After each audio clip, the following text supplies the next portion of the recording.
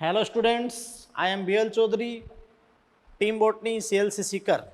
तो बेटा जी स्वागत है आपका लेक्चर 14 में। क्लियर।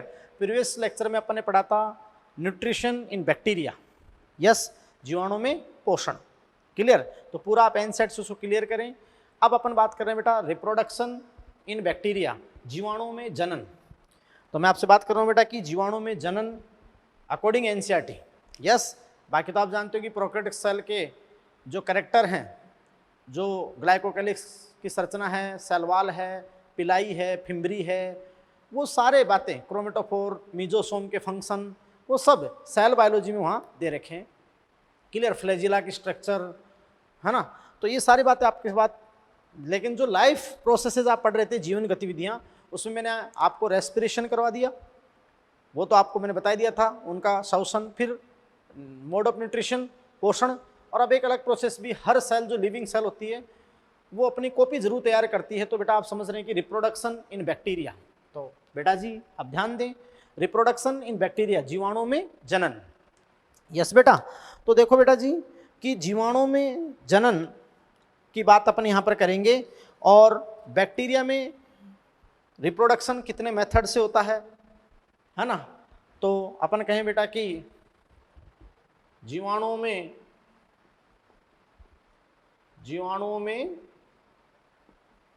जनन के मुख्य तरीके निम्न हैं। जीवाणु में जनन के मुख्य तरीके निम्न हैं। यस बेटा। तो देखो जो मोड ऑफ रिप्रोडक्शन है, मोड ऑफ रिप्रोडक्शन बैक्टीरिया में जो जनन के तरीके हैं, आप जानते हो कि दो ही टाइप है यहाँ पर, asexual reproduction, asexual reproduction,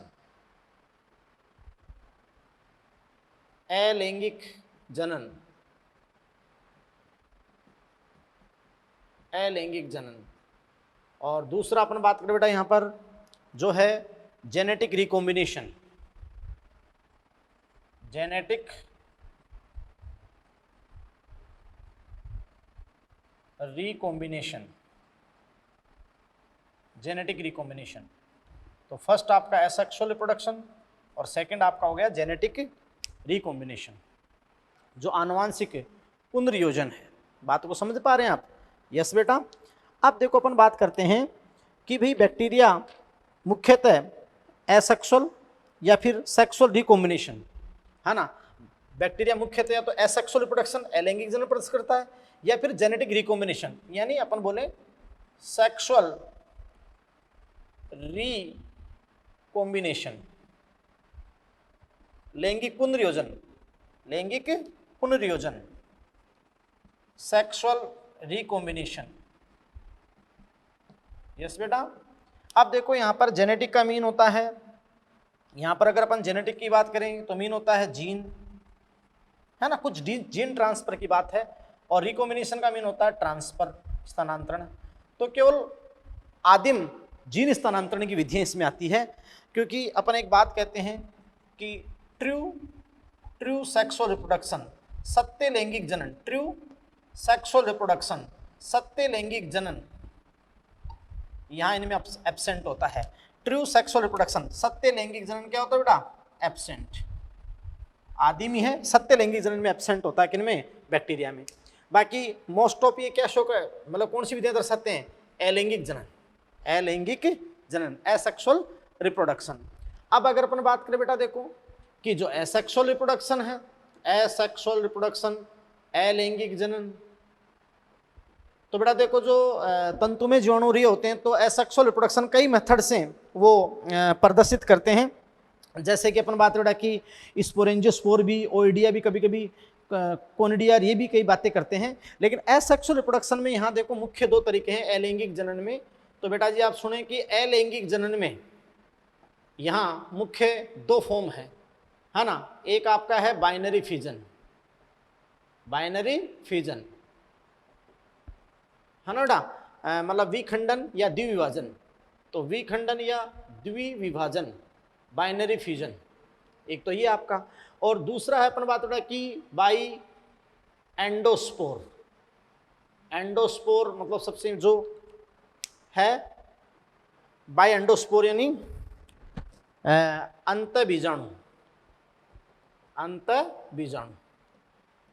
yes बेटा, तो एसेक्सुअल रिप्रोडक्शन में, अलैंगिक जनन में, बाइनरी फिजन, अगर अपन बात करें कि जो मोस्ट कॉमन मेथड है जीवाणु में जनन का, जो सबसे सामान्य तरीका है, most common method, most common method, तो वो आपका फेवरेबल कंडीशन में कि अगर सारी परिस्थितियां अनुकूल हो, अनुकूल परिस्थितियों में जीवाणु में जनन का सर्वोत्तम तरीका, सबसे अच्छा क्वेश्चन आ गया, बाइनरी फिजन, द्विभाजन, most common method, most common method. और प्रतिकूल परिस्थितियों में, प्रतिकूल परिस्थितियों में बाई एंडोस्पोर यानी अंत बीजाणु, एंडोस्पोर फॉर्मेशन के द्वारा, एंडोस्पोर जब प्रतिकूल होगी। तो पहले बेटा जी अपन डिस्कस करेंगे क्या, एसेक्सुअल रिप्रोडक्शन के मेथड्स, और उसके बाद अपन डिस्कस करेंगे जेनेटिक रिकॉम्बिनेशन की, जो सेक्सुअल रिकॉम्बिनेशन है, लैंगिक पुनर्योजन है, लैंगिक पुनर्योजन है, मतलब जेनेटिक मतलब जीन, और रिकॉम्बिनेशन ट्रांसफर, जीन स्थानांतरण की जो पुरातन तरीके हैं, मतलब सेक्सुअल रिकॉम्बिनेशन, अर्थात इनमें ट्रू सेक्सुअल रिप्रोडक्शन क्या होता है, एब्सेंट होता है। ट्रू सेक्सुअल रिप्रोडक्शन क्या होता है बेटा, एब्सेंट होता है। तो फर्स्ट ऑफ ऑल अपन जो एसेक्सुअल रिप्रोडक्शन के मेथड्स हैं, या पहले अपन बैक्टीरिया में किसका स्टडी करते हैं, एसेक्सुअल रिप्रोडक्शन का अपन स्टडी करेंगे। आप देखें बेटा कि जो एसेक्सुअल रिप्रोडक्शन जीवाणु में अलैंगिक जनन है, और अलैंगिक जनन आप जानते हो जब सफलतापूर्वक, आप जानते हो अलैंगिक जनन कब होगा, जब फेवरेबल यानी अनुकूल परिस्थितियां, उपयुक्त परिस्थितियां होगी। तो आप समझ रहे हैं कि एसेक्सुअल रिप्रोडक्शन बैक्टीरिया जीवाणु में अलैंगिक जनन। और सबसे पहले जो विधि है बाइनरी फिजन, द्विविभाजन या विखंडन, द्विविभाजन या विखंडन बेटा। तो बेटा ध्यान दो, देखो द्विविभाजन या विखंडन, तो बहुत ही इंपॉर्टेंट लाइन अपन यहाँ पर बोलेंगे कि most common mode of asexual reproduction, most common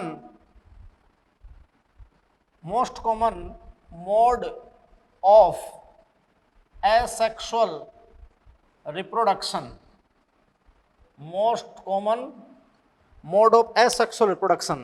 तो most common mode of asexual reproduction क्या होगा बेटा जी, बाइनरी फिजन, बाइनरी फिजन। तो आप समझ रहे बेटा कि बाइनरी फिजन होगा, यस। तो आप समझ रहे बेटा कि most common mode of asexual reproduction यानी जीवाणु में अलैंगिक जनन का, अलैंगिक जनन का सबसे सामान्य तरीका या सबसे उपयुक्तम विधि जो है वो है बेटा जी क्या, बाइनरी फिजन, द्विविभाजन या विखंडन। आप समझ पा रहे हैं, यस। ये अच्छा क्वेश्चन बन सकता है, एनसीईआरटी की लाइन है, यस बेटा। अब आप बात करते हो कि बाइनरी फिजन कब होगा, जब अपन बात रहा कि फेवरेबल कंडीशंस होगी, फेवरेबल आप जानते हैं कि कंडीशंस, फेवरेबल कंडीशन आपकी होगी। और फेवरेबल कंडीशन बोले तो अपन कहें कि अनुकूल स्थितियां, अनुकूल परिस्थितियां, फेवरेबल कंडीशन आपकी होगी, अनुकूल परिस्थितियां होगी। बात को समझे, यस। तो फेवरेबल कंडीशन बैक्टीरिया के लिए क्या होती है बेटा, कि जैसे अपन बात उठा कि उसके लिए पोषकों की उपलब्धता, पोषकों की उपलब्धता है ना, न्यूट्रिएंट अवेलेबिलिटी यानी पोषकों की उपलब्धता है ना, और उपयुक्त नमी, मॉइस्चर, उपयुक्त नमी, क्लियर बेटा, और तापमान, टेम्परेचर, उपयुक्त नमी और तापमान, ये उसके लिए बेटा क्या होती है, फेवरेबल कंडीशन होती है, अनुकूल परिस्थिति होती है उसके लिए। और अगर ये है तो आप जानते हैं कि जो मतलब जीवाणु कोशिकाएं हैं या जो पुत्री कोशिकाएं हैं वो बार बार रिपीटेड बाइनरी फिजन प्रदर्शित करेंगी और लार्ज पॉपुलेशन फॉर्म कर देंगी। क्या फॉर्म कर देगी बेटा, लार्ज पॉपुलेशन, यस और नो, क्लियर। हाँ तो बेटा कि जैसे फेवरेबल कंडीशन होगी, मैंने बताया पोषकों की उपलब्धता, उपयुक्त नमी या तापमान। तो जो मैच्योर बैक्टीरिया सेल है, परिपक्व जीवाणु कोशिका, परिपक्व जीवाणु कोशिका, मैच्योर बैक्टीरिया सेल, परिपक्व जीवाणु कोशिका,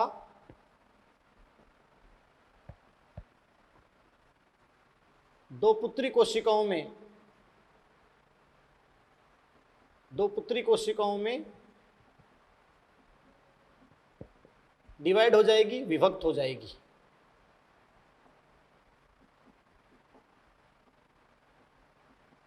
है ना बेटा, परिपक्व जीवाणु कोशिका दो पुत्री कोशिकाओं में विभक्त हो जाएगी, यस और नो बेटा। यानी अपन कहेंगे mature bacterial cell divide into daughter cell. और इस प्रक्रिया में जो सेल डिवीजन का टाइप होगा, इस प्रक्रिया में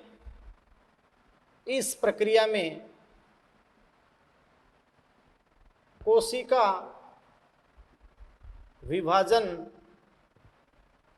का प्रकार, मतलब जो सेल डिवीजन का टाइप होगा वो आप समझ पा रहे हैं कि एमाइटोटिक टाइप का होगा। एमाइटोटिक टाइप यानी बेटा कौन सा विभाजन होगा बोलो? असूत्री विभाजन होगा। क्यों भाई? क्योंकि माइटोसिस और मियोसिस, पहले मैंने आपको जब प्रोकैरियोट कोशिका के लक्षण लिखा है तो बताया था कि प्रोकैरियोट कोशिका में स्टोन प्रोटीन ही नहीं है, और जब डीएनए की पैकिंग नहीं तो गुणसूत्र नहीं बनेगा, तो माइटोसिस और मियोसिस पॉसिबल ही नहीं है। सही बात, पहली बात। और केंद्र की झिल्ली भी नहीं है, तो अमाइटोटिक टाइप डिवीजन होगा, है ना, असूत्री विभाजन होगा। बात को समझे? अनइक्वल डिवीजन जो होता है, क्लियर। तो इस प्रक्रिया में जो कोशिका विभाजन का प्रकार है अमाइटोटिक टाइप होगा, क्योंकि वैसे भी प्रोकैरियोट कोशिका में कोई कोशिकांग भी नहीं है, ना सेंट्रोसोम है, राइबोसोम के अलावा कुछ भी नहीं, सेंट्रोसोम भी नहीं है। तो मतलब सीधी सी बात है कि अमाइटोटिक कौन सा होता है कि जिसमें स्पिंडल नहीं बनते हैं। हाँ ना बेटा, यानी अपन बात करें कि इसमें स्पिंडल फॉर्मेशन सम्मिलित नहीं होता है। स्पिंडल यानी तर्कु तंतु, है ना, स्पिंडल फॉर्मेशन, तर्कु निर्माण सम्मिलित नहीं होता है। तो तर्कु निर्माण सम्मिलित नहीं होता है बेटा, तो आप समझ पा रहे हैं कि नॉट इन्वॉल्विंग स्पिंडल फॉर्मेशन। जब तर्कु निर्माण सम्मिलित नहीं होता है तो आप जानते हैं अनइक्वल डिवीजन है, अनइक्वल डिवीजन। बात को समझे? यानी जैसे समसूत्री विभाजन में बिल्कुल इक्वल डिवीजन होता है ना, जो रेप्लिकेटेड डीएनए मॉलिक्यूल है वो बिल्कुल faithfully segregated into daughter nucleus, पूर्ण रूप से दो पुत्री केंद्रों में बढ़ जाता है, वैसा यानी अनइक्वल डिवीजन होता है। और ये आप समझ पा रहे हैं कि जब ना तो स्टोन है, ना पैकेजिंग होगी, ना स्पिंडल है, तो ये रैपिड डिवीजन है। रैपिड डिवीजन मतलब तीव्र विभाजन है, तीव्र विभाजन। तभी तो कहते हैं ना कि एक बैक्टीरिया सेल जो है, अगर अनुकूल परिस्थितियां हैं, उपयुक्तम परिस्थितियां हैं, तो 20 मिनट में फर्दर वो मैच्योर सेल दो पुत्री में, फिर अगले 20 मिनट आगे डिवाइड हो जाएगी। हाँ, लेकिन वो तब तक ही जब तक न्यूट्रिएंट की पोषकों की उपलब्धता है, तापमान नमी है। बाद में आप जानते हो जब स्पेस शॉर्ट हो जाएगा और न्यूट्रिएंट अवेलेबिलिटी घट जाएगी, है ना, तो फिर आप जानते हो कि जो लार्ज पॉपुलेशन फिर वापस हास होना स्टार्ट हो जाएगा। वो तो आप जानते हो ना, संसाधन सीमित होते हैं, तो ये बात आपकी है। अब बेटा जो बाइनरी फिजन प्रोसेस है, बाइनरी फिजन, इस बाइनरी फिजन प्रोसेस में, बाइनरी फिजन यानी द्विविभाजन, बाइनरी फिजन प्रोसेस में इस प्रक्रम में कितने स्टेप सम्मिलित होते हैं? 3 चरण, 3 स्टेप्स, है ना बेटा, 3 चरण सम्मिलित होते हैं। इसमें कितने चरण सम्मिलित होते हैं? 3 चरण सम्मिलित होते हैं। यस बेटा। अब वो 3 कौन कौन से चरण हैं? 3 चरण सम्मिलित होते हैं। अब वो 3 कौन कौन से चरण हैं? फर्स्ट आपका स्टेप है रेप्लिकेशन, रेप्लिकेशन ऑफ डीएनए। सबसे पहले डीएनए मॉलिक्यूल का प्रतिकृतिकरण, है ना बेटा, रेप्लिकेशन ऑफ डीएनए, है ना, डीएनए का प्रतिकृतिकरण, डीएनए का प्रतिकृतिकरण होता है। भाई जेनेटिक मटेरियल तो प्रतिकृतिकरण तो पहले आवश्यकता है ना, क्लियर। तो रेप्लिकेशन ऑफ डीएनए पहली स्टेप बाइनरी फिजन की। जो सेकंड स्टेप है वो बेटा मीजोसोम डिवीजन या मेम्ब्रेन फॉर्मेशन है। सेकंड जो स्टेप है बेटा, तो मीजोसोम, मीजोसोम डिवीजन, मीजोसोम का विभाजन, और मेम्ब्रेन फॉर्मेशन, मेम्ब्रेन फॉर्मेशन, ये मेन हो गया। और उसके बाद जो तीसरी है वो थर्ड आपका जो होगा वो क्रॉस वाल, जिसमें यहां से यहां बताता हूं कि जो थर्ड आपका होगा वो आपका होगा बेटा क्रॉस वाल, पट बनेगा ना क्रॉस वाल, तो क्रॉस वाल का निर्माण, क्रॉस वाल फॉर्मेशन, क्रॉस वाल का निर्माण। तो बेटा देखो बैक्टीरिया में जब बाइनरी फिजन होता है तो निम्न रूप से 3 चरण सम्मिलित हैं। रेप्लिकेशन ऑफ डीएनए, डीएनए का प्रतिकृतिकरण, मीजोसोम डिवीजन, मीजोसोम का विभाजन और मेम्ब्रेन फॉर्मेशन, और बेटा एक आपका है cross wall formation, cross wall formation. तो मैं आपको डायग्राम के थ्रू ये तीनों स्टेप आपको क्लियर करता हूं और बाइनरी फिजन में आपको डायग्राम के थ्रू बता देता हूं। यस, तो बेटा steps of binary fission bacterial cell कि जो आपको मैं पहले अभी बताया आपको ना कि steps of binary fission bacterial cell यानी जीवाणु कोशिका में द्विभाजन के चरण है। तो अपने 3 चरण लिखे थे, रेप्लिकेशन ऑफ डीएनए, डीएनए का प्रतिकृतिकरण और mesosome division and membrane formation, mesosome का विभाजन और झिल्ली निर्माण और क्रॉस वॉल फॉर्मेशन। आपको ये भी अच्छे से पता है बेटा कि जीवाणु कोशिका के अंदर डीएनए रेप्लिकेशन में भी मीजोसोम हेल्प करता है और फिर रेप्लिकेटेड डीएनए जो प्रतिकृति डीएनए उनको पुत्री कोशिकाओं वितरण में भी हेल्प करता है सेप्टा फॉर्मेशन से, पट निर्माण के द्वारा। तो बेटा फर्स्ट ऑफ ऑल देखो रेप्लिकेशन ऑफ डीएनए, डीएनए प्रतिकृतिकरण कि जो बैक्टीरियल क्रोमोजोम है यानी वो सत्य क्रोमोजोम जो बैक्टीरियल जीनोम है, न्यूक्लियोइड या जीनोफोर, इंसिपिडेंट न्यूक्लियस।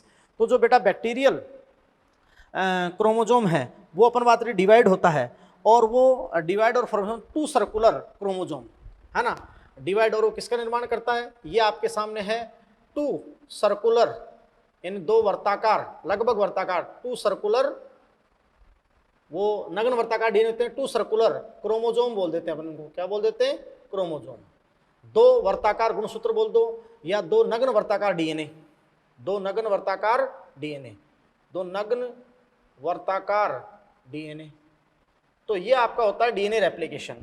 अब ये जो डीएनए है मैं आपको बताना चाहता हूं बेटा, ये सीधी सी बात है कि जो रेप्लिकेटिंग क्रोमोजोम प्रतिकृत डीएनए है या प्रतिकृतित क्रोमोजोम है वो एक ग्रीक अक्षर थीटा की तरह प्रयुक्त, मतलब थीटा की तरह दिखता है। ये ग्रीक अक्षर, ग्रीक लेटर थीटा, मैं आपको बता दूं कि थीटा की तरह दिखता है ना। और इसको खोजा किसने था, कैरियन साइंटिस्ट ने खोजा था। इसलिए रेप्लिकेशन डीएनए प्रतिकृतन का ये तरीका थीटा मॉडल भी कहते हैं और कैरियन साइंटिस्ट ने खोजा तो इसको अपन बोलते हैं बेटा कैरियंस, इसको अपन बोलते हैं, सीधी सी बात है कि कैरियंस, इसको किस साइंटिस्ट ने खोजा, सीधी सी बात है कैरियन ने। तो Karen's theta model, Karen's theta model, हाँ ना बेटा, यानी ग्रीक लेटर थीटा की तरह प्रदर्शित होता है। तो साइंटिस्ट किसने खोजा, तो डीएनए रेप्लिकेशन का ये तरीका थीटा मॉडल कहलाता है। क्या कहलाता है बताओ, थीटा मॉडल कहलाता है, थीटा मॉडल कहलाता है। और किस साइंटिस्ट ने खोजा, कैरियन ने। तो इसको आप फिर क्या कहते हो, है ना, इसको अपन बात उठा कि अपन कहते हैं कैरियंस थीटा मॉडल। बोलो, ये कई प्रीवियस एग्जाम में से नीट से आउट ऑफ सिलेबस लेकिन क्वेश्चन आ जाता है। क्लियर। अब अपन बात करते हैं बेटा कि डीएनए का रेप्लिकेशन हो गया, सही बात, 2 सर्कुलर क्रोमोसोम आपको मिल गए, डीएनए का रेप्लिकेशन हो गया। तो आप जानते हो कि उसके साथ ही फिर क्या होता है, मीजोसोम डिवीजन भी होता है। फिर क्या होता है बताओ, मीजोसोम डिवीजन भी होता है। Clear, mesosome division. तो ये आप समझ पा रहे हैं कि यहां अपन बात उठा कि क्या हो गया, मीजोसोम का डिवीजन भी हो गया, मीजोसोम का डिवीजन का विभाजन, मीजोसोम का विभाजन भी हो गया। और वो हेल्प करता है कि जो प्रतिकृत डीएनए है उसको पुत्री कोशिकाओं में हेल्प बांटने में। तो ये प्रतिकृत डीएनए अलग अलग हो गया और यहाँ पे अब मतलब सेप्टा, यहाँ पर अब क्या सेप्टा, यानी आपने कहा था ना मेम्ब्रेन फॉर्मेशन, ये सेप्टा फॉर्मेशन भी हो गया, मेम्ब्रेन फॉर्मेशन। फिर क्रॉस वॉल बनती है, एक अतिरिक्त वाल, क्रॉस वॉल, ये अब इसकी सेल वॉल है और ये इसकी सेल वॉल है और बीच में एक एक्स्ट्रा वॉल क्रॉस वॉल बनती है। और फिर आप जानते हो कि ये जो दो पुत्री अपन बात करें कि जीवाणु कोशिकाएं बन जाती है, 2 पुत्री जीवाणु कोशिकाएं बन जाती हैं।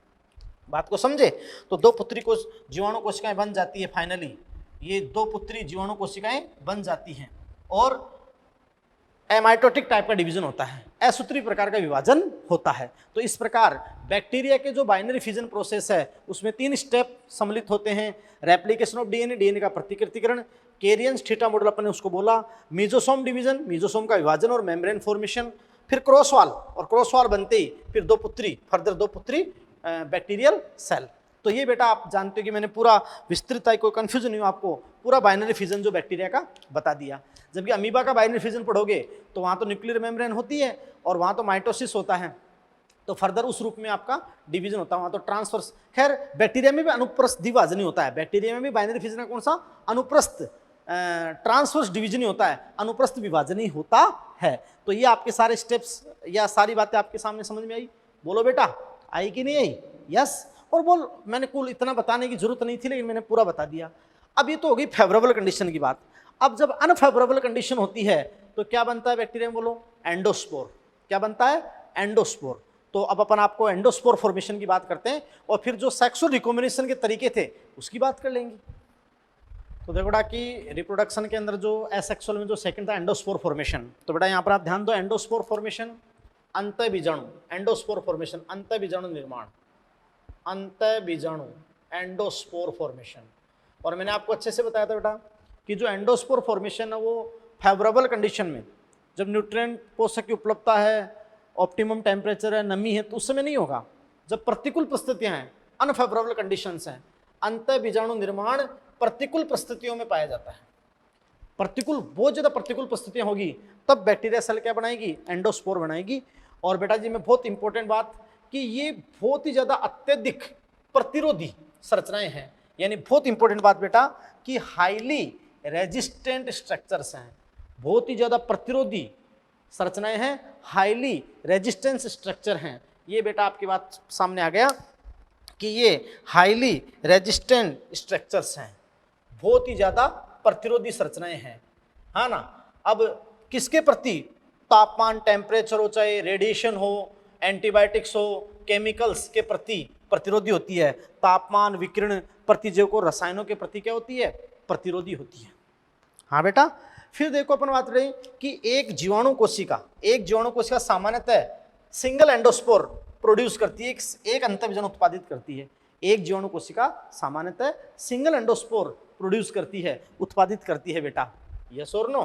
फिर देखो जो आकृति में वर्ताकार या अंडाकार होता है, स्फेरिकल या ओवल, और स्थिति में या तो टर्मिनल पे, और अगर कॉलोनियल है, कॉलोनी है तो बीच के अंदर आपका सेंटर में, सेंटर इन पोजीशन, तो टर्मिनल या सेंट्रल इन पोजीशन। अब बेटा देखो कि ये जो अंतःबीजाणु है इसकी इतनी सारी प्रतिरोधी, बहुत ज़्यादा अत्यधिक प्रतिरोधी का कारण क्या है? क्योंकि इसके जो कोर्टेक्स पार्ट होता है, उस कोर्टेक्स पार्ट में एक स्पेसिफिक केमिकल होता है calcium dipicolinic acid. Calcium dipicolinic acid के कारण ये अत्यधिक प्रतिरोधी होता है, कैल्शियम डाइपिकोलिनिक। और बहुत इंपॉर्टेंट बात बताऊं बेटा आपको मैं कि इसकी कैसी नेचर होती है? एंटी कोगुलेंट नेचर होती है, एंटी कोगुलेंट नेचर आपकी होती है। आप जानते हो कि प्रतिस्कंदात्मक नेचर प्रकृति होती है, एंटी कोगुलेंट इसकी नेचर आपकी होती है। एंडोस्पोर निर्माण सामान्यतः बेसिलस प्रकार के जीवाणुओं में देखा जाता है, जैसे एग्जाम्पल बेसिलस, क्लोस्ट्रीडियम। अब बेटा ये जो एंडोस्पोर है ये अनफेवरेबल कंडीशन में, प्रतिकूल परिस्थितियों में बनता है, और ये 5 से 7 लेयर की स्ट्रक्चर है। कितनी बेटा? 5 से 7 लेयर की। बिल्कुल आप बहुत धीरे धीरे से बिल्कुल अंदर से आ जाओ कि जब अनफेवरेबल कंडीशन होती है तो एंडोस्पोर में बिल्कुल सेंटर पे, सेंटर इसका जो कोर पार्ट होता है वो आप जानते हो कि न्यूक्लियर मटेरियल, ये बैक्टीरियम सेल है, ये सेंटर पे, तो अपने बता दें ना कोर वाल, ये सेल वाल है। हाँ बेटा, कोर वाल, बैक्टीरियम सेल की कोर वाल सेल वाल है। ये प्लाज्मा मेम्ब्रेन है, ये प्लाज्मा मेम्ब्रेन है ना, और ये cytoplasm, core cytoplasm, core cytoplasm. मैं इसको ऐसे कह सकता हूं कि ये कोर साइटोप्लाज्म, कोर साइटोप्लाज्म, सही।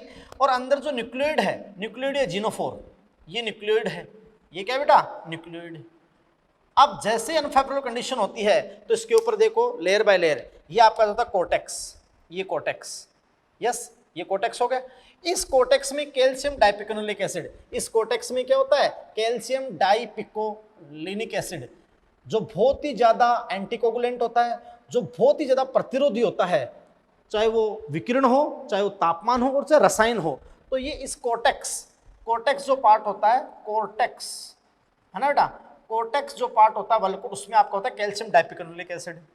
अब ये जो कोर्टेक्स पार्ट होता है वो आप समझ रहे हो कि कोट, इनर कोट लेयर से, ये कोट लेयर हो गया, और ये आउटर कोट लेयर जिसको आप बोलते हैं स्पोर कोट, किससे घिरा हुआ है? स्पोर कोट से घिरा हुआ है बेटा, यस, यानी आप अच्छे से समझ सकते हैं कि भाई ये जो कोर्टेक्स है ये इसमें पेप्टिडोग्लाइकेन भी है और कैल्शियम डाइपेप्टिक एसिड भी है, एंटीकोगुलेंट हो गया। जो इसको अपन बात करा कि एंडोस्पोर को बहुत ज़्यादा अत्यधिक प्रतिरोधी, चाहे केमिकल हो चाहे रेडिएशन हो। अब कोर्टेक्स किससे घिरा हुआ है? स्पोर कोट से। कोर्टेक्स किससे घिरा हुआ बताओ? ये जो कोर्टेक्स है वो किससे घिरा हुआ बताओ? स्पोर कोट से घिरा हुआ है। पहले अपन बात रही इनर कोट लेयर से, outer coat layer, spore coat किससे घिरा हुआ बताओ? स्पोर कोट से घिरा हुआ है बेटा, स्पोर कोट। तो ये कोर्टेक्स किससे घिरा हुआ है? स्पोर कोट से घिरा हुआ है। और फिर ये सब कुछ किसमें पैक है? व्रैप्ड इन छिलका। ये क्या है? एक्जोस्पोरियम, जो बेसल लेयर है एक्जोस्पोरियम। तो चाहे बाहर से आओ तो एक्जोस्पोरियम, एक्जोस्पोरियम आ जाओ। यस, एक्जोस्पोरियम। फिर आप जानते हो कि ये यहाँ पर स्पोर कोट यानी आउटर कोट लेयर, और फिर इनर कोट लेयर, फिर कोर्टेक्स जिसमें एंटीकोगुलेंट कोर्टेक्स। और कोर्टेक्स के बाद आप जानते हो कि सेल वॉल बैक्टीरिया की मेम्ब्रेन और कोर साइटोप्लाज्म या न्यूक्लियोइड। बोलो, तो ये 5 से 7 लेयर की बात होती है, बेसिलस और क्लोस्ट्रिडियम में बनती है। और उसके बनने में बेटा आप जानते हैं कि लगभग 24 आवर लग जाते हैं। क्लियर, लगभग 24 घंटे लग जाते हैं। और ये बैक्टीरिया को हर प्रकार की प्रतिकूल परिस्थिति से बचाती है। तो देखो मैंने कहा था ना बेटा कि एसेक्सुअल रिप्रोडक्शन ज्यादातर बैक्टीरिया में अलैंगिक जनन देखे जाते हैं। अलैंगिक जनन के और भी कई तरीके हैं, कई अदर प्रकार के स्पोर बनना, बीजाणुधन बीजाणु या, लेकिन अलैंगिक जनन अगर मुख्यतः बैक्टीरिया में अलैंगिक जनन का सबसे सामान्य तरीका है बाइनरी फिजन, जब अनुकूल परिस्थितियां हो। और अगर अनुकूल परिस्थिति तो बैक्टीरिया केवल बाइनरी फिजन ही दर्शाएगा। और आप कहते हो कि भाई एक सेल, फिर 20 मिनट 2, फिर 4, फिर 8, फिर 16, बाइनरी फिजन करता जाएगा, है ना। और अगर प्रतिकूल परिस्थिति हो तो क्या बनाएगा? एंडोस्पोर। क्या कराएगा? एंडोस्पोर। और या फिर अपन बात रहे कि सेक्सुअल रिकॉम्बिनेशन, कुछ जीन ट्रांसफर के मेथड है जो अपन आगे डिस्कस करेंगे। लेकिन ये बेटा आपके सामने मैंने क्या कर दिया? एंडोस्पोर, उसकी पूरी स्ट्रक्चर भी बना दी। इतना आपके इनसाइट में नहीं, लेकिन A to Z क्वेश्चन आपके क्लियर हो जाए, है ना बेटा। तो अब अपन आगे बात करते हैं किसकी? जो जेनेटिक रिकॉम्बिनेशन की मेथड्स हैं, जेनेटिक रिकॉम्बिनेशन के मेथड्स हैं, अपन उनकी बातें कर लेते हैं ताकि रिप्रोडक्शन जो बैक्टीरिया में है वो पूरा हो जाए। यस और नो? हाँ तो बेटा जी, जो अपन जीवाणु के अंदर अपन जो जनन के तरीके पढ़ रहे थे, first of all asexual production था। एसेक्सुअल अपन ने 2 प्रारूप बताए कि अगर वो अनुकूल परिस्थिति हो, अनुकूल परिस्थिति हो, फेवरेबल कंडीशन हो, तो मोस्ट कॉमन मेथड बताया अपन ने। सबसे सामान्य जनन की विधि बैक्टीरिया में बताई बाइनरी फिजन। बेटा जी आपको पता होना चाहिए कि अगर अनुकूल परिस्थिति होगी, उपयुक्तम तापमान, नमी और न्यूट्रिएंट यानी पोषकों की उपलब्धता रहेगी, तो जीवाणु केवल एक ही विधि से जनन करेंगे, बाइनरी फिजन से। और बाइनरी फिजन के थ्रू वो लगातार रिपीटेड सेल डिवीजन के थ्रू अपनी नंबर को बहुत लार्ज पॉपुलेशन के रूप में बढ़ाएंगे, जब तक पोषण सीमित नहीं हो जाए। उसके बाद हो सकता है कि वो स्थिर हो जाए या फिर कम हो जाए, बाकी आप जानते हो बढ़ती रहेगी। और बेटा आप समझ रहे हो कि बैक्टीरिया सेल 20 मिनट में, जो मैंने 3 स्टेप आपको उसमें बताए थे, डीएनए रेप्लिकेशन, मेसोसोम और फिर उसके बाद में क्रॉस वाल, तो 20 मिनट में तो 1 से 2 सेल, 2 से 4, 4 से 8, 16, 32। क्लियर, उसका एक क्वेश्चन भी मैं आपको करवाऊंगा जो मिनट वाला क्वेश्चन है ना। क्लियर, कितने मिनट बाद कितनी सेल बन जाएगी। फिर अपने कहा कि जब प्रतिकूल परिस्थिति होगी, बहुत ही ज़्यादा प्रतिकूल परिस्थिति हो, तो उन प्रतिकूल परिस्थितियों को फेस करने के लिए एक एंडोस्पोर फॉर्मेशन होता है। क्योंकि एंडोस्पोर पर बात रही कि बहुत ही ज़्यादा प्रतिरोधी संरचना है, हाईली रेजिस्टेंट स्ट्रक्चर है, तो वो सारा करवा दिया। अब अपन बात करें जो सेकंड मेथड है बैक्टीरिया में, तो एसेक्सुअल के 2 मेथड हो गए। अब अपन बात जो सेकंड मेथड है वो बेटा था जेनेटिक रिकॉम्बिनेशन। जेनेटिक रिकॉम्बिनेशन, तो जेनेटिक रिकॉम्बिनेशन इट मीन आप समझ रहे हैं कि यहाँ पर जेनेटिक का मीन क्या है? जीन। जेनेटिक का मीन क्या है बेटा? जीन। और रिकॉम्बिनेशन मतलब ट्रांसफर, मतलब जीन का स्थानांतरण है, केवल जीन का स्थानांतरण है। क्लियर, और इसको अपन बोलते हैं सेक्सुअल रिकॉम्बिनेशन, मतलब लैंगिक पुनर्योजन, लैंगिक पुनर्योजन। यस और नो बेटा?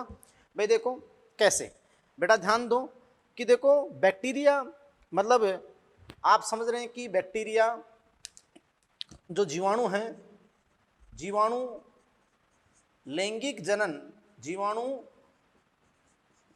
लैंगिक जनन की आदिम विधि प्रदर्शित करते हैं।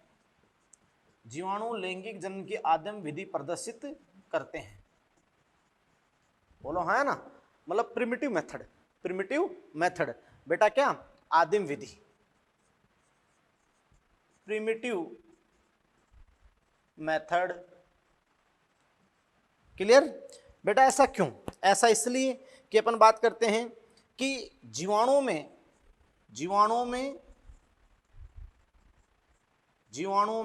अपन यहां कहें कि सीधी सी बात से कहें बेटा कि जीवाणुओं में लैंगिक जनन अन्य यूकेरियोट से भिन्न होता है। जीवाणुओं में लैंगिक जनन अन्य यूकेरियोट से भिन्न होता है। क्लियर? कैसे बेटा? क्योंकि प्रोकैरियोटिक कोशिका के अंदर आपको मैंने बताया था बेटा कि स्टोन प्रोटीन ही नहीं है और ना केंद्र की झिल्ली है। अब स्टोन प्रोटीन नहीं है तो वहाँ जो डीएनए है उस डीएनए की पैकिंग नहीं होगी, तो गुणसूत्र नहीं बनेगा, और क्रोमेटिन और गुणसूत्र नहीं बनेगा तो माइटोसिस और मियोसिस, समसूत्री और अर्धसूत्री विभाजन ही नहीं हो सकता। तो ना तो गैमेट का फॉर्मेशन होता है ना गैमेट का फ्यूजन होता है, यानी युग्मक संलयन और युग्मक का संलयन और युग्मक निर्माण और युग्मक संलयन अनुपस्थित होता है। क्लियर? तो अपन कहें बेटा ऐसा क्यों? आप कहोगे जीवाणुओं में लैंगिक जनन अन्य यूकेरियोट से भिन्न होता है, तो आप क्या कहोगे बेटा? क्योंकि, किस कारण होता है ऐसा? क्योंकि इनमें गैमेट फॉर्मेशन,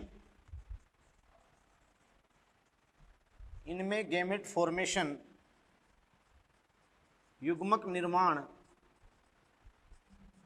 तथा गैमेट फ्यूजन, युग्मक संलयन अनुपस्थित होता है ना बेटा? इनमें अपना गैमेट फॉर्मेशन भी नहीं हो सकता क्योंकि माइटोसिस मियोसिस नहीं है। चलो गैमेट फॉर्मेशन तो कोई बात नहीं है, लेकिन सेक्सुअल रिप्रोडक्शन, लैंगिक जनन की जो सबसे क्रांतिक आवश्यकता है वो है बेटा दो गैमेट का फ्यूजन। तो इनमें गैमेट फ्यूजन भी, युग्मक संलयन भी क्या होता है? एब्सेंट होता है। बात को समझ पा रहे हो? अब गैमेट फ्यूजन एब्सेंट है तो ये ट्रू सेक्सुअल नहीं हो सकता, तो आप क्या कहोगे? अतः इनमें ट्रू सेक्सुअल रिप्रोडक्शन यानी सत्य लैंगिक जनन अनुपस्थित होता है। बोलो, वास्तविक लैंगिक जनन या सत्य लैंगिक जनन में बैक्टीरिया में नहीं हो सकता, मोनेरा जगत में नहीं हो सकता। तो केवल कुछ जीन ट्रांसफर के मेथड हैं, यानी आदिम लैंगिक जनन है, आदिम लैंगिक प्रिमिटिव मेथड है ना? उसको आप बोलते हो क्या? उस प्रिमिटिव मेथड को आप बोलते हो क्या? Sexual recombination. क्या बोलते हो बेटा? सेक्सुअल रिकॉम्बिनेशन, है ना? और ये 3 विधियां यहाँ पर बताई गई है जिनके प्रयोग तो और चैप्टर में आ जाएंगे आपके। तो बेटा देखो, यहाँ जो जेनेटिक मटेरियल के एक्सचेंज के, क्लियर, यानी केवल आनुवंशिक पदार्थ का स्थानांतरण होता है, उसको आप जेनेटिक रिकॉम्बिनेशन बोलते हो। तो जेनेटिक रिकॉम्बिनेशन जो बैक्टीरिया अचीव करता है वो आप जानते हो कि यहाँ 3 उसके मेथड हैं। कितने मेथड है बेटा जी? 3। तो ध्यान से सुनना कि जो 3 विधियां हैं वो कौन कौन सी हैं। सबसे पहले देखो बेटा, मैं आपको बताना चाहता हूँ, फर्स्ट ऑफ ऑल फर्स्ट विधि आपकी है ट्रांसफॉर्मेशन। इसको आप कहते हो रूपांतरण। रूपांतरण, ये आपने 12th में प्रयोग भी पढ़ा होगा, ट्रांसफॉर्मेशन, रूपांतरण। दूसरा आपका बेटा ट्रांसडक्शन, तो पारकर्मण, ये ट्रांसडक्शन की बात हो गई। और थर्ड बेटा अपन बात करें, बहुत इंपॉर्टेंट है यहाँ पर, कॉन्जुकेशन यानी संयुग्मन है। तो ट्रांसफॉर्मेशन, ट्रांसडक्शन और कॉन्जुकेशन, बात को समझे? तो 3 मेथड के थ्रू अपन बात करें कि बैक्टीरिया जीन ट्रांसफर को अचीव करता है। ट्रांसफॉर्मेशन रूपांतरण और ट्रांसडक्शन पारकर्मण। अब बेटा जी देखो, मेरी बात सुन लो कि ये जो 2 मेथड हैं, ट्रांसफॉर्मेशन और ट्रांसडक्शन, इसमें बैक्टीरिया बाहर से, किसी सेल से नहीं, आउटर मीडियम से अनदर जगह से जीन या डीएनए अपटेक करता है, जीन या डीएनए को लेता है इसमें। और इसमें अपन बात रहे कि बैक्टीरिया से बैक्टीरिया, जैसे दो बैक्टीरिया सेल है तो इसमें अपन बात रहा कि ये बैक्टीरियम सेल से बैक्टीरियम सेल ये कॉन्जुगेशन ट्यूब बन जाती है, कॉन्जुगेशन ट्यूब।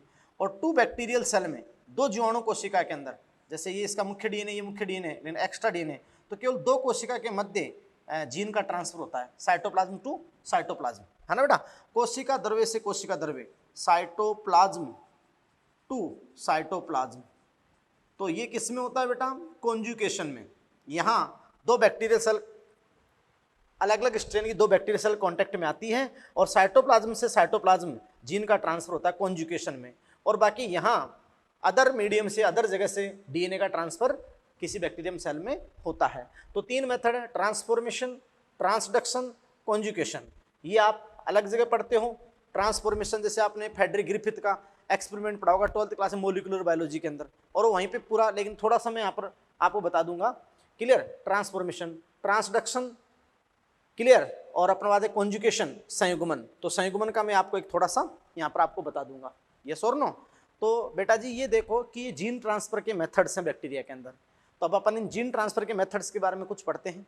यस, देखो तो बेटा फर्स्ट प्रोसेस है ट्रांसफॉर्मेशन, ट्रांसफॉर्मेशन रूपांतरण, ये ट्रांसफॉर्मेशन। यस, और बेटा आप समझ सकते हो कि ये जो ट्रांसफॉर्मेशन पर जो एक्सपेरिमेंट या प्रयोग दिया था वो आप जानते हो कि ग्रिफिथ ने दिया था। किसने दिया था भाई? ग्रिफिथ साइंटिस्ट ने दिया था 1928 में। ग्रिफिथ साइंटिस्ट ने दिया था 1928 में। यस और बेटा अब आप समझ रहे हो कि भाई 1928 में ग्रिफिथ ने, है ना, इन्होंने क्या बताया था कि जो अपन बात उड़ा कि एक बैक्टीरिया था डिप्लोकोकस न्यूमोनी, डिप्लोकोकस न्यूमोनी, या इसको अपन कहते हैं न्यूमोकोकस न्यूमोनी।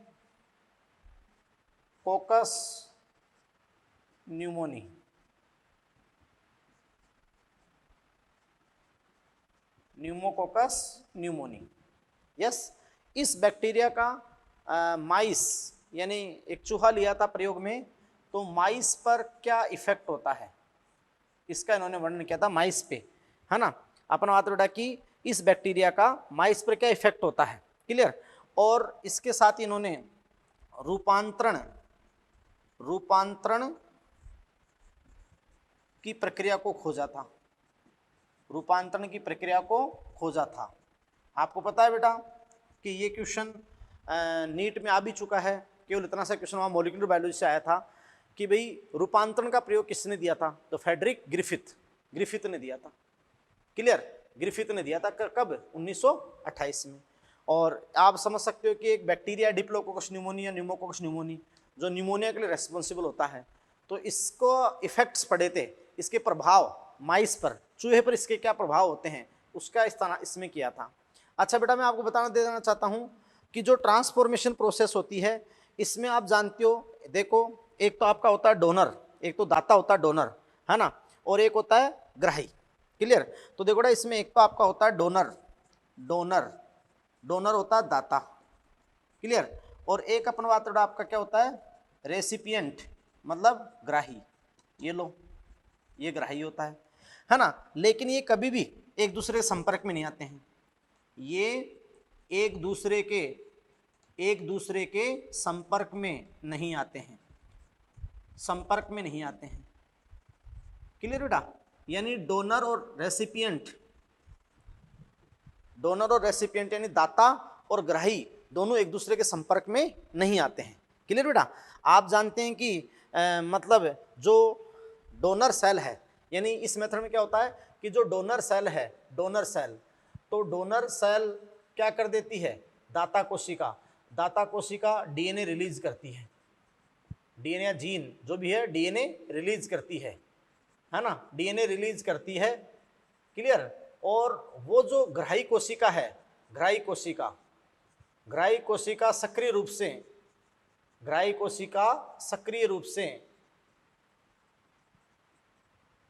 विलियन से उसको प्राप्त करती है, है ना, समझे कि भाई डोनर और रेसिपिएंट दोनों संपर्क में बिल्कुल नहीं आते, लेकिन वो डोनर कोशिका सॉल्यूशन में डीएनए रिलीज कर देगी और एक्टिवली मतलब सक्रिय रूप से ग्राही कोशिका विलयन से उसको प्राप्त कर लेते हैं। मतलब यहाँ जैसे ये जो बैक्टीरिया सेल है, ये बैक्टीरिया सेल है, क्लियर, ये बैक्टीरिया सेल है, तो इस बैक्टीरिया सेल में अदर सोर्स से डीएनए बाहर से ये पिकअप करती है, कहाँ से, सॉल्यूशन से, ना कि अदर किसी सेल से कांटेक्ट में आती है, किसी सेल के संपर्क में नहीं आती है, सॉल्यूशन से डीएनए को पिकअप करती है। ट्रांसफॉर्मेशन में सॉल्यूशन से डीएनए को क्या करती है, पिकअप करती है। यस, तो ये बहुत इंपॉर्टेंट बात आपकी हो गई, क्लियर। अब आप जानते हो कि इस प्रोसेस को आप क्या कहते हो, कॉम्पिटेंस कहते हो। इस प्रोसेस को आप क्या कहते हो, कॉम्पिटेंस। इस प्रोसेस को आप, इस प्रक्रम को आप क्या कहते हो, कॉम्पिटेंस कहते हो। यस और नो, यस बेटा, क्लियर। तो ये आपकी प्रोसेस होती है। अब देखो मैं आपको बता दूं कि जो डिप्लोकोकस न्यूमोनी था, या न्यूमोकोकस में पूरा समझा देता हूं, है ना, कि जो न्यूमोकोकस डिप्लोकोकस न्यूमोनी था उसके दो स्ट्रेन थे, डिप्लोकोकस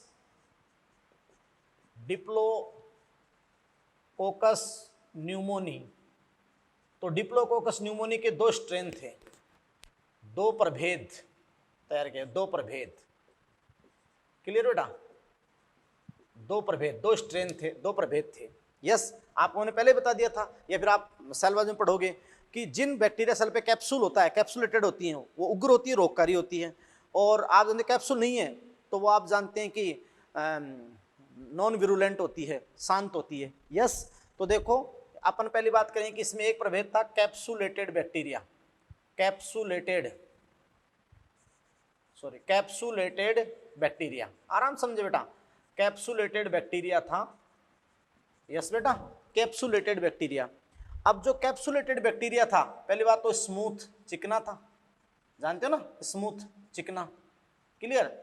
और फिर अपन कहें कि वो उग्र और रोगकारी था, उग्र रोगकारी, क्लियर बेटा, मतलब विरुलेंट, ये लो, ये तो आपका क्या था, एस प्रभेद।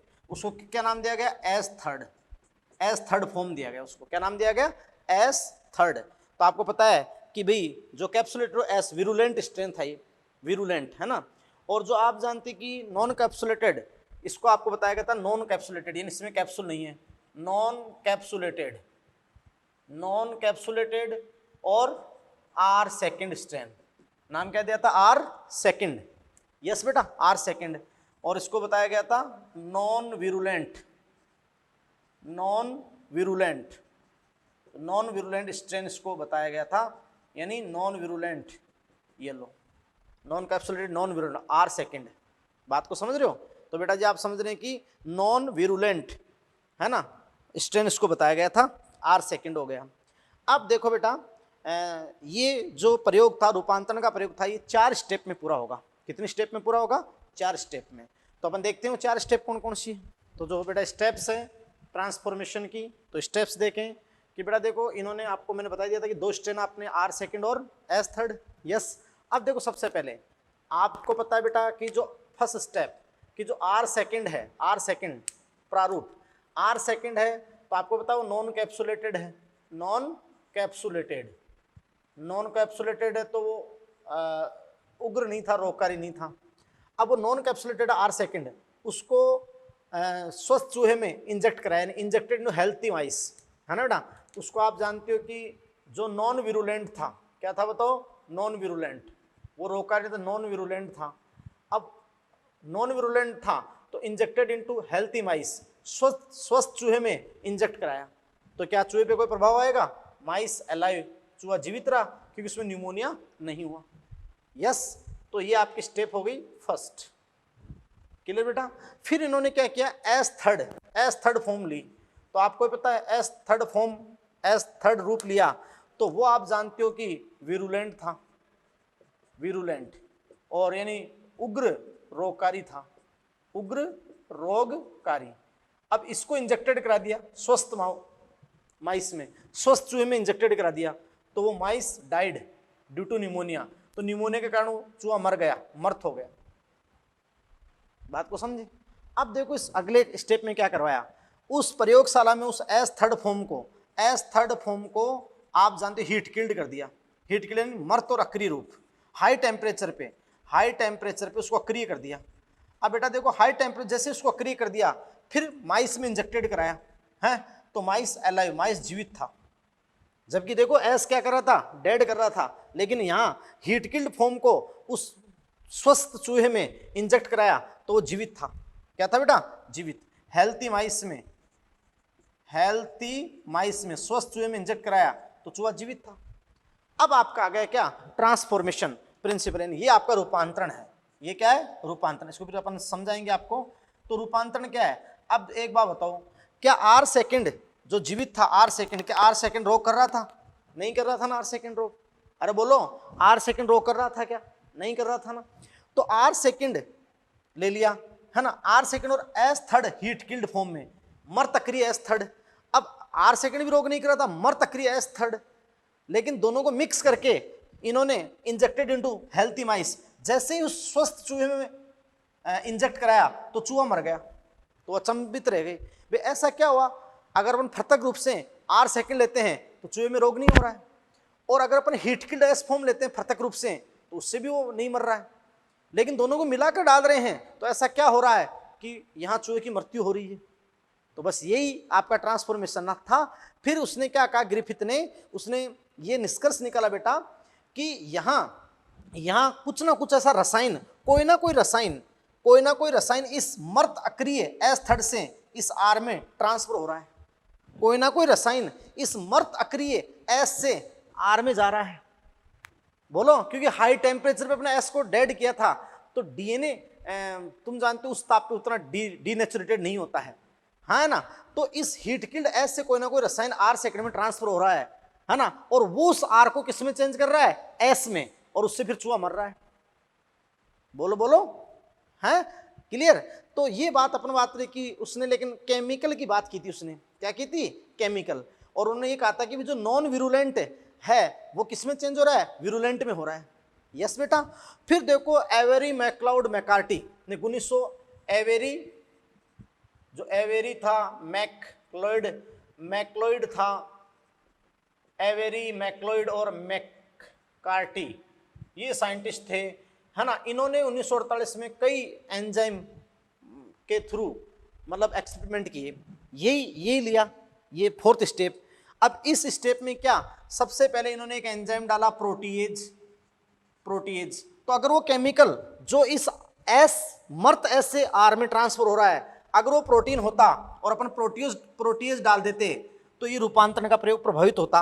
लेकिन प्रोटीएज यहाँ पे डाला तो ये प्रभावित नहीं हुआ। फिर आप जानते हो आरएनए को पाचन करने वाला एंजाइम आरएनएज डाला तो भी प्रभावित नहीं हुआ।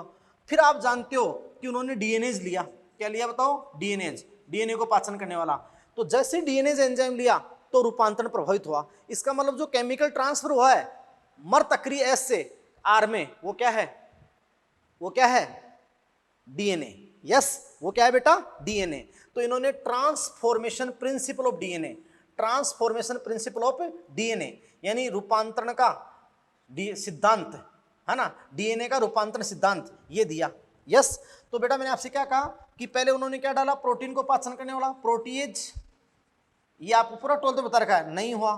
क्या डाला, आरएनएज, प्रभावित नहीं हुआ। लेकिन जैसे डीएनए डाला प्रभावित हो गया भाई। इसका मतलब वो डीएनए था। और इसके साथ ही इन्होंने प्रूव कर दिया कि DNA is a genetic material. इसके साथ इन्होंने प्रूव कर दिया था कि डीएनए ही आनुवांशिक पदार्थ है ना बेटा। प्रूव कर दिया था डीएनए आनुवांशिक पदार्थ है। हालांकि कुछ विरोध आया था, तो वास्तव में जो मतलब बाद में हर्षेचेज ने फाइनली उसको प्रूव किया था। बाकी ये बता दिया था इन्होंने। अरे बोलो कि डीएनए आनुवंशिक पदार्थ है, बोलो बेटा जी, है कि नहीं है। एवरी मैक्लाउड और मैकार्टी ने ट्रांसफॉर्मेशन प्रिंसिपल। तो यहां एक बात बताओ मुझे, देखो उस एस ने रिलीज कर दिया डीएनए है ना, और ग्राही कौन है, आर। तो आर ने विलियन से सॉल्यूशन से उसको पिक कर लिया, सॉल्यूशन से उसको क्या कर लिया, पिक कर लिया, संपर्क में भी नहीं आए। और बाहर से डीएनए एंटर हुआ बैक्टीरिया सेल में, आर में बाहर से डीएनए एंटर हुआ। बोलो हाँ या ना, क्लियर। तो इसको जीन स्थानांतरण में काउंट किया गया है, जीन रिकॉम्बिनेशन में ट्रांसफॉर्मेशन। ये मैंने पूरा आपको जो 12th का होता है कंप्लीट आपको समझा दिया। वैसे आपको केवल एनसीईआरटी में केवल नाम याद करना है, आपको एनसीईआरटी में केवल नाम याद करना बेटा। और आप ध्यान से सुन लेना, देखो जो अपना टेस्ट है ये पहला माइनर आपका टेस्ट है बच्चों, बहुत अच्छा कॉन्फिडेंस है, एनसीईआरटी की लाइन टू लाइन पढ़ना। टोटल पेपर 100% एनसीईआरटी से आएगा आपके फर्स्ट माइनर में, यस। और फर्स्ट माइनर में फर्स्ट चैप्टर ज्यादा है, उसके बाद आप जानते हो कि बायोलॉजिकल क्लासिफिकेशन 5 किंगडम, वो किंगडम क्लासिफिकेशन 5 किंगडम तक, फिर वायरस विरोइड तक, है ना। तो वहीं तक आपका टेस्ट जो मोनेरा किंगडम है वो थोड़ा अपने आगे कोर्स चला गया, मतलब मोनेरा किंगडम का थोड़ा शुरू का पॉसिबिलिटी है, बाकी मोनेरा किंगडम का सिलेबस नेक्स्ट माइनर में होगा, क्योंकि इसमें आपको 15 दिन मिल गए। बोलो बेटा, तो वो टोटली एनसीईआरटी बेस्ड है, तो आप जानते हो 4-5 दिन तक अपने वीडियो रहते हैं, तो मोनेरा किंगडम को फिर वापस रिपीट भी करना आपको, इसकी हर चीज लिख लेना, और अगले टेस्ट के लिए आप अच्छे से बेटा एनसीईआरटी से तैयार करना। मोनेरा, प्रोटिस्टा, ये मोनेरा किंगडम, प्रोटिस्टा किंगडम, है ना, ये अपन अगले टेस्ट में कराएंगे आप, मतलब अगले टेस्ट में आपके सिलेबस आएगा। बात को समझे। तो मतलब जो 12-13 लेक्चर तक हुआ वर्ड टू वर्ड आप एनसीईआरटी से तैयार करना टेस्ट के लिए। अब ये आपकी विधि क्या हो गई, रूपांतरण हो गई ना, रूपांतरण। अब अपन ट्रांसडक्शन में बताएंगे, उसमें क्या होता है, वो जीवाणुभोजी वायरस वाला आता है, हर्षेचेज वाला, सही। तो केवल उसका नाम आपको बताएंगे, और फिर आपका कॉन्जुगेशन विधि का एक प्रारूप बता देते हैं। बात को समझे, क्लियर बेटा। जो सेकंड मेथड ट्रांसडक्शन है ना, जेनेटिक रिकॉम्बिनेशन की ये एक विधि है, ट्रांसडक्शन, पारक्रमण। तो देखो इसमें क्या होता है, small double standard piece of DNA, यानी डीएनए का छोटा टुकड़ा, है ना, द्विसूत्री डीएनए का छोटा टुकड़ा, ये अपन बात रहा कि डोनर यानी दाता। तो बेटा देखो, दाता से, डोनर से, रेसिपिएंट यानी ग्राही में स्थानांतरण होता है। बात को समझे, किसके द्वारा, बाई बैक्टीरियोफेज यानी जीवाणुभोजी वायरस द्वारा। किसके द्वारा बेटा, जीवाणुभोजी वायरस। और वो आपने हर्षेचेज का प्रयोग भी पढ़ा होगा, या लाइसोजेनिक चक्र भी पढ़ा होगा। तो जीवाणुभोजी वायरस के द्वारा इसमें आपका ट्रांसफर होता है, जीवाणुभोजी वायरस के द्वारा, समझ रहे हो ना। और आप जानते हो कि ये जो प्रयोग था ये सबसे पहले किसने प्रकट किया था, इसलिए आप जानते हो कि ये भी किस में आएगा। ये प्रयोग सबसे पहले 2 साइंटिस्ट थे बेटा, है ना, जिंडर और लेडरबर्ग, 1952 में। आप जानते हैं कि ये जो था जिंडर और लेडरबर्ग 1952 में इसको प्रदर्शित किया था, 2 साइंटिस्ट ने, जिंडर और लेडरबर्ग ने, यस बेटा। और ये किस पे काम कर रहे थे, एक बैक्टीरिया पे काम कर रहे थे, साल्मोनेला, है ना, साल्मोनेला। किस बैक्टीरिया पे काम कर रहे थे, साल्मोनेला टाइफीम्यूरियम, साल्मोनेला टाइफीम्यूरियम पे काम कर रहे थे 1952 में, जेंडर और लेडरबर्ग, है ना, समझ रहे हो ना। ये ट्रांसडक्शन, बात को समझ रहे हैं, यस बेटा। और आप जानते हो कि ये भी एक प्रकार से जेनेटिक रिकॉम्बिनेशन का तरीका है, जीन ट्रांसफर का एक तरीका है। बात को समझे। अब बेटा जी आप समझ पा रहे हो कि जो अपना थर्ड है, तो वो थर्ड स्टेप आपका क्या था बेटा, कॉन्जुगेशन। कॉन्जुगेशन यानी संयुग्मन, कॉन्जुगेशन यानी बेटा क्या, संयुग्मन, कॉन्जुगेशन संयुग्मन। और बेटा जी तो ध्यान दो, कॉन्जुगेशन लेडरबर्ग और टैटम ने प्रतिभा दिया। किसने दिया था, लेडरबर्ग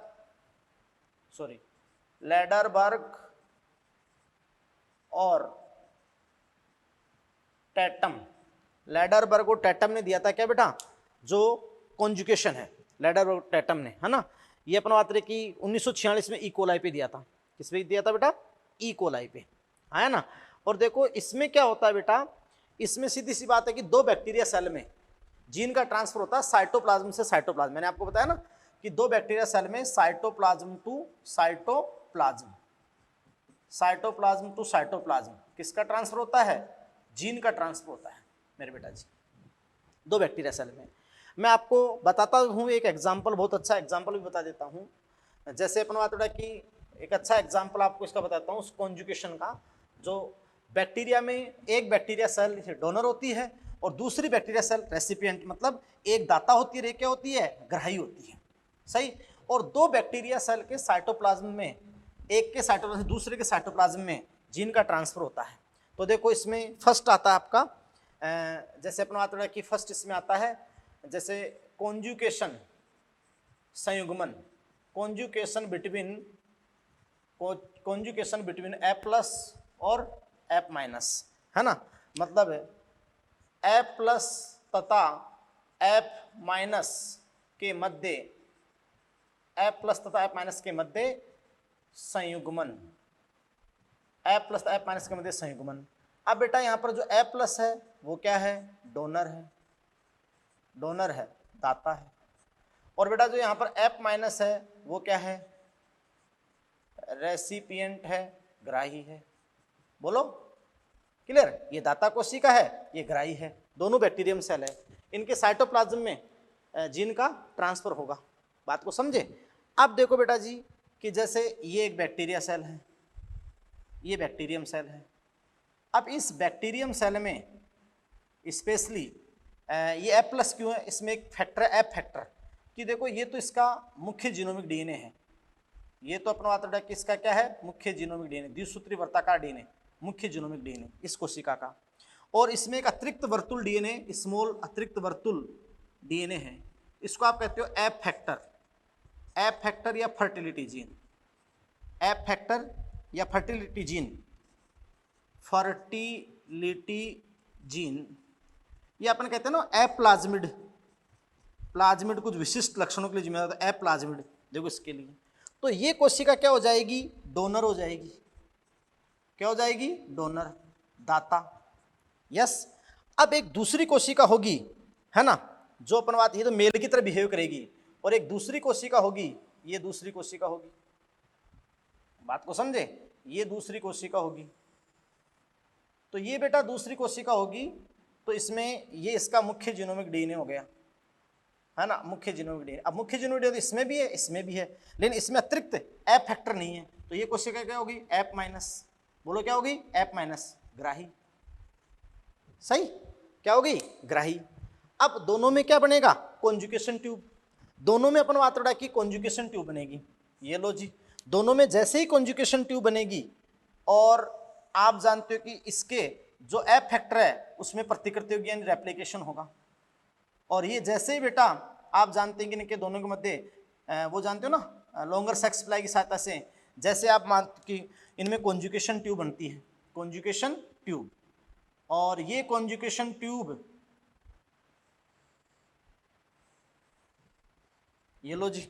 अब बेटा जी आप समझ रहे हो कि ये तो मुख्य जीनोमिक डीएनए है, मुख्य जीनोमिक डीएनए जो होता है द्विसूत्री वर्ताकार नग्न वर्ताकार डीएनए, ये तो मुख्य जीनोमिक डीएनए है जो हर बैक्टीरियम सेल में होता है, लेकिन प्लाज्मिड सभी सेल में हो ये जरूरी नहीं है। और प्लाज्मिड अलग अलग है, जैसे एंटीफिक्सेशन करने वाला निप्लाज्मिड होता है, जैसे फर्टिलिटी का एप्लाज्मिड होता है। अब क्या होगा, इसमें अपन बात बता कि रेप्लिकेशन होगा, तो इसका कुछ पार्ट या जो खंड है ये इस सेल में ट्रांसफर हो जाएगा, इस सेल में लीनियर इसमें ट्रांसफर हो जाएगा कॉन्जुगेशन ट्यूब से। ये आपकी कॉन्जुगेशन ट्यूब है, कॉन्जुगेशन ट्यूब, संयुग्मन नलिका से इसमें ट्रांसफर हो जाएगा, संयुग्मन नलिका से, समझे ना। तो जैसे ही ट्रांसफर हो जाएगा, फिर ये अलग अलग हो जाएंगे, तो ट्रांसफर हो जाएगा तो जो ये सेल है ना, ये सेल ये भी किस में कन्वर्ट हो जाएगी, एफ प्लस में, ये भी किस में कन्वर्ट हो जाएगी, एफ प्लस में। क्यों, क्योंकि इसमें भी क्या आ गया, एफ फैक्टर आ गया, क्या आ गया बेटा, एफ फैक्टर। तो ये लो एफ फैक्टर आ गया इसके अंदर, इस संयुग्मन नलिका से एफ फैक्टर आ गया, तो वो भी किस में चेंज होगी, एफ प्लस में। तो बताओ जीन ट्रांसफर हुआ कि नहीं हुआ। लेकिन क्या यहाँ युग्मक निर्माण हुआ, क्या युग्मक का संलयन हुआ, ऐसा नहीं हुआ ना। तो वास्तविक लैंगिक जनन नहीं है, लेकिन लैंगिक जनन का पुरातन तरीका है, ये ट्रू सेक्सुअल नहीं है लेकिन पुरातन तरीका है ना, इसलिए बैक्टीरिया में ट्रू सेक्सुअल होता है, पुरातन तरीका होता है। तो ये बैक्टीरिया में देखो बेटा जनन के सारे तरीके, यानी मैंने बहुत विस्तृत लेवल पे बता दिया, बाकी इतना आता नहीं है। और बेटा जी ये अपना 14 लेक्चर हो गया, 15 लेक्चर नेक्स्ट लेक्चर जो है उसके अंदर क्वेश्चन डिस्कस करेंगे। अब तक यहाँ तक हो गया, लेकिन टेस्ट के अंदर अपना बात बेटा कि जो बैक्टीरिया टेस्ट इस फर्स्ट टेस्ट में नहीं होगा, फर्स्ट टेस्ट में वायरस विरोध तक का कंप्लीट सिलेबस होगा, बैक्टीरिया नहीं होगा। तो नेक्स्ट टेस्ट के सिलेबस में आप समझ रहे हो कि बैक्टीरिया पूरा आएगा, तो आपको एक्स्ट्रा भी कुछ तैयार करा दिया। तो आप टेस्ट दें, बहुत मस्त वाला टेस्ट दें, फिर संडे के बाद मतलब जैसे जैसे आपका टाइम जो भी होता है, और मस्त रहें, अच्छे रहें और बेटा बेस्ट रहें, और वर्ड टू वर्ड एनसीईआरटी को आप लिखते रहें, समझते रहें। वीडियो पॉज करके ऑलमोस्ट मैं आपको नोट्स यहाँ एक एक लाइन आपको जो ऑफलाइन क्लासेस से भी ज़्यादा आपको लिख रहे हैं, तो आप नोट्स बना ले बेटा, बहुत अच्छी लाइन से अपना आपके सामने लिख रहे हैं A to Z, जो लाइन मुझसे बोल रहे हैं या फिर वो, तो आप वो पूरा लिख लें, बात को समझे और मस्त रहें, अच्छे रहें। बहुत अच्छे अच्छे बच्चों को, अब बहुत बच्चे लेट हो रहे हैं तो कई बच्चों को बहुत समझो कि आप CLC के साथ जोड़ें। Thank you very much.